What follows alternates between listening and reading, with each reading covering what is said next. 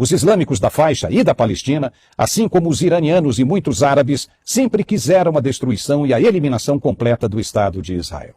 Eles querem Jerusalém e, se conseguirem, amanhã querem também Tel Aviv e assim por diante até dizimar completamente o território judeu da face da terra. Não vão conseguir de maneira alguma. Israel, mesmo vindo de um processo de reagrupamento, pois os judeus estavam espalhados pelo mundo sem pátria, conseguiu derrotar, sem preparo e sem exércitos naquela época, todos os invasores que investiram contra o país. E tem sido assim desde então.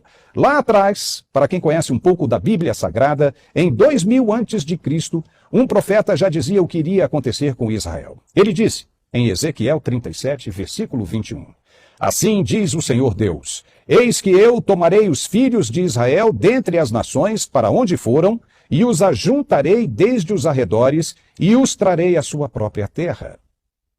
Pois foi exatamente o que aconteceu. Essa é a própria terra. Viu como esse povo tem sido perseguido e oprimido ao longo dos séculos apenas por ser o povo escolhido por Deus? Aconteceu como estava escrito há mais de 4.000 anos. Alguém tem dúvida de que Israel sairá vitoriosa de mais essa ofensa? De mais essa investida dos inimigos? Todos caem por terra, e não é o país que oprime, na faixa de Gaza, não. São outros opressores que buscam reduzir o espaço dos judeus até conseguirem eliminá-los do território. Mas não vão conseguir. Ao contrário, Israel só cresce, não em termos territoriais, mas em tecnologia. É hoje o local onde se concentra o maior número de startups do mundo. Houve uma provocação violenta e a resposta deverá ser igualmente massacrante. E o que querem os observadores e partidos de esquerda mundo afora, principalmente no Brasil? Que os judeus fiquem quietos mais uma vez até serem destruídos completamente? Lamento, mas não vai ser assim, como disse o presidente Lula. Quando um não quer, dois não brigam, que é uma questão a ser resolvida em uma mesa de bar com uma cervejinha e uns tiragostos? Não. Infelizmente, não. Os palestinos já têm a faixa de Gaza e querem a destruição completa de Israel. Do ponto de vista deles, a paz na região só será possível se os judeus partirem para bem longe, como foi no tempo do Êxodo de Moisés. Sinceramente, você acha que isso vai acontecer?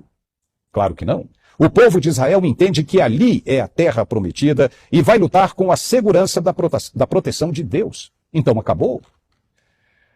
Partidos de esquerda brasileiros como o PSOL e o PCO demonstraram simpatia pelo Hamas e este último chegou até a dar apoio às iniciativas do grupo extremista. O que essas pessoas têm na cabeça? Será que os integrantes do PCO, que é o partido da classe operária brasileira, teriam estômago para presenciar os radicais do Hamas matando criancinhas e mulheres inocentes?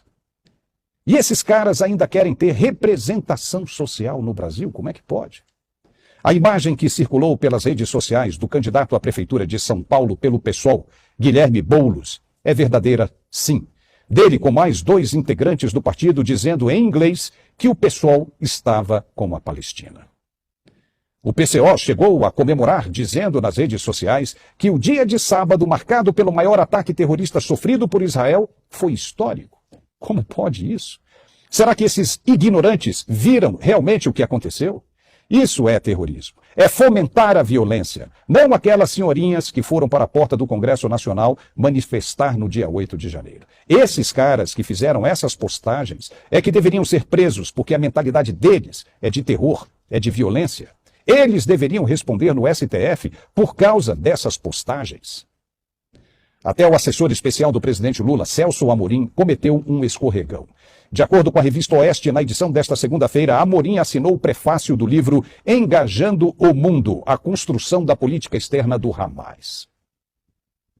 O livro foi publicado em maio deste ano e é de autoria de Daoud Abdullah, pesquisador do Oriente Médio, com atuação na Europa. O livro fala do lado diplomático, entre aspas, do grupo extremista e dos esforços do ajuntamento de radicais para divulgar as suas causas pelo mundo afora. Ô, louco, meu. Celso Amorim escreveu o prefácio do livro enaltecendo a causa. Será que ele tinha algum conhecimento de que esse tipo de extremismo em Israel poderia vir a acontecer algum dia? E se sim, ele aprova isso? O Irã, assim como a Arábia Saudita, se juntaram ao BRICS, onde o Brasil é líder. E a aproximação do governo brasileiro com esse considerado eixo do mal causa preocupação mundial. Como esperar justiça social e crescimento de um país que tem simpatia por este tipo de política externa, que apoia a aproximação do Irã, do Hezbollah? Como? É a pergunta do início. Seria esse o princípio do apocalipse? Quem sabe? E agora, mudando um pouco de assunto, o ex-presidente Bolsonaro esteve neste domingo na capital mineira. E adivinha o que aconteceu?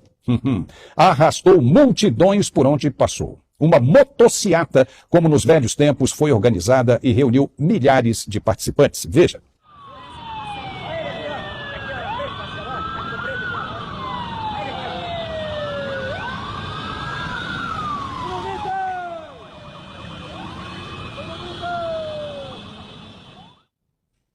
Foi como se ele ainda fosse presidente. E Bolsonaro esteve presente também na marcha contra o aborto e depois na Praça da Liberdade, no centro da capital mineira. E falou sobre os rumos que o país vem tomando. Ele também criticou a posição do governo brasileiro em relação aos ataques em Israel e falou de economia e do imenso déficit que o país já se encontra. Mas sobre isso nós vamos falar em um outro programa. Ficamos hoje por aqui, espero que tenha gostado e, se sim, vai lá em cima e se torne membro. Também se inscreva e dê um like.